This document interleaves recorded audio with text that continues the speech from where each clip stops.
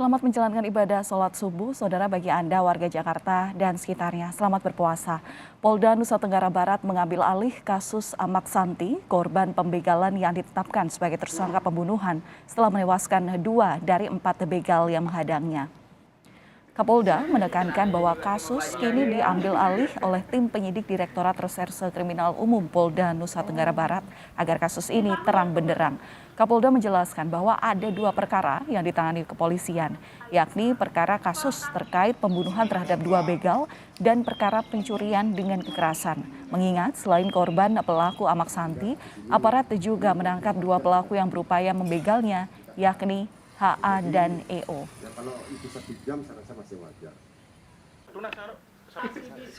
Celananya juga cuma bajunya aja. Iya. Penyidikan kita tidak hanya satu perkara saja, tidak hanya yang atas nama M atau AS, tetapi ada peristiwa yang bersamaan waktu itu, ada peristiwa yang kita namakan pencurian. Ya, mulai hari ini penanganannya dilakukan oleh Direktorat Reserse Kriminal Umum Polda NTB. Dua perkara tadi ya. Hasil sementara mungkin, Jenderal? Tadi saya sudah sampaikan, dalam penyidikan itu adalah rangkaian tindakan penyidik dalam rangka membuat terang suatu perkara pidana untuk menemukan tersangkanya. Artinya, peristiwanya kan hari Minggu ya, dini hari.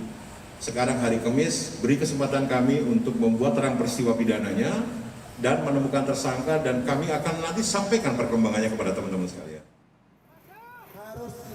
Polda NTB melepas Ahmad Santi setelah permohonan penangguhan penahanannya dikabulkan. Keluarga menjamin Ahmad Santi tidak akan kabur selama proses hukum berjalan. Ahmad Santi kini menjadi tersangka lantaran membunuh 2 orang pelaku yang mencoba membegalnya di Lombok Tengah, Nusa Tenggara Barat. Kasus ini pun mendapat perhatian publik di Lombok yang memicu protes dan demonstrasi ke Mapolres Lombok Tengah. Protes dari masyarakat dan unjuk rasa kalangan aktivis LSM ini terjadi di depan Mapolres Lombok Tengah. Mereka menuntut agar polisi bersikap adil dalam mengusut tersangka Ahmad Santi. Saya ingin sampaikan satu hal.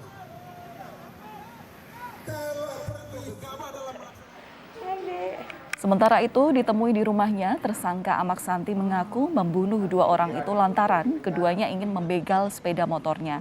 Ia pun berharap polisi tak hanya menangguhkan penahanan dirinya, tapi juga membebaskan dirinya dari segala tuntutan karena ia mengaku membela diri. Aku dikira dipukul di penjara. Tapi karena dia yang duluan, seandainya dia mungkin saya lari. Tapi dia langsung lepas itu aja. Maling sudah meninggal, pencuri sudah pergi, orang keluar. Tapi nggak ada pilihan lain, timbang saya mati. Langsung saya lawan.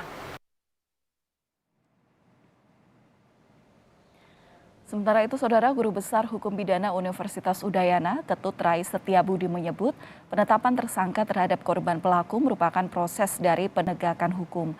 Namun jika terbukti korban pelaku melakukan perlawanan dalam upaya membela diri, ia harus dibebaskan.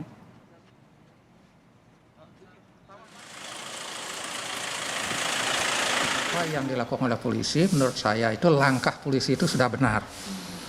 Nanti tergantung dalam proses berikutnya, apakah terbukti atau tidak. Nah, dalam kasus ini itu kan melakukan pembelaan. Nah, dalam melakukan pembelaan, dalam hukum itu ada asas yang namanya leg niminen logit impossibilia. Jadi hukum itu tidak mungkin mengatur melebihi kemampuan manusia. Oleh karena itu ada yang namanya alasan pemaaf dan alasan pembenar. Sehingga orang itu kalau dalam kondisi tertentu, dalam kaitan kasus ini, itu adalah dalam keadaan sangat darurat, jadi nowhere excess namanya dalam bahasa Latinnya itu, sehingga mereka ini kalau betul-betul memang kondisi atau keadaannya seperti itu, jadi bisa dibebaskan. Karena ini jelas-jelas diatur di dalam pasal 48, 49, 49 ayat 2 gitu. Cuma syaratnya kan harus ada 3. kondisi itu harus dilihat dulu apakah betul dalam keadaan darurat. Nah, keadaan darurat ini bisa dilihat dari satu, tidak ada jalan lain kecuali dia membela diri, dia menyelamatkan dirinya, tidak ada jalan lain.